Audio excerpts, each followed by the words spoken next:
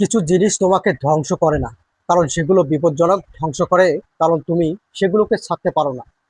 তিনটি শিকারী কুকুর এক প্রখণ্ড অজগরের লেজে কামড় বসিয়ে টানতে লাগলো। ব্যথায় অজগর ছটফট করলেও সে সেখান থেকে সরে গেল না, বরং নিজের পেশি আরো শক্ত করে জড়িয়ে ধরল সেই শরীর, যার ভিতর তখনও অর্ধ গলিত একটি হরিণ পড়েছিল। মাত্র কয়েক মিনিট আগে সে হরিণটিকে গ্রাস করেছিল। 3 দিন ধরে অপেক্ষার পর পুরো শক্তি দিয়ে তাকে চেপে ধরে আর গিলতে সময় লেগেছিল 3 ঘন্টা।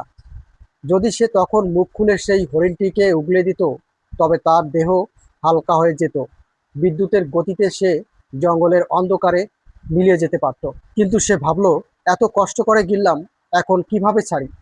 হয়তো কুকুরগুলো কিছুক্ষণ পর নিজেরাই চলে যাবে। আর সেখানেই শুরু হলো তার শেষ যাত্রা।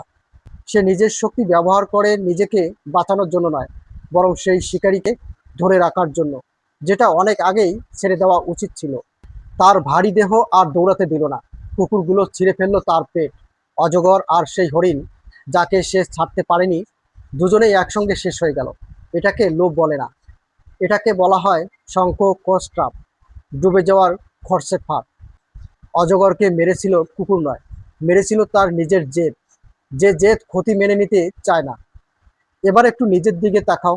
তোমার জীবনেও কি এমন কিছু নেই যা ধীরে ধীরে তোমাকে শেষ করছে?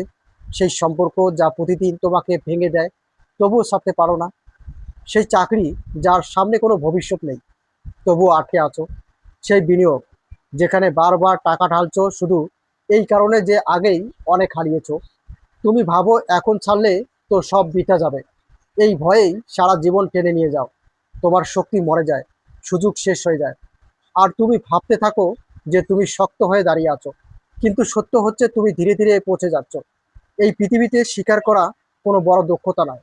আসল শক্তি হলো সময় মতো ছেড়ে দেওয়া। কারণ যে জিনিস তোমার গতি থামিয়ে দেয়, সেটা স্বপ্ন নয়, সেটা বিষ।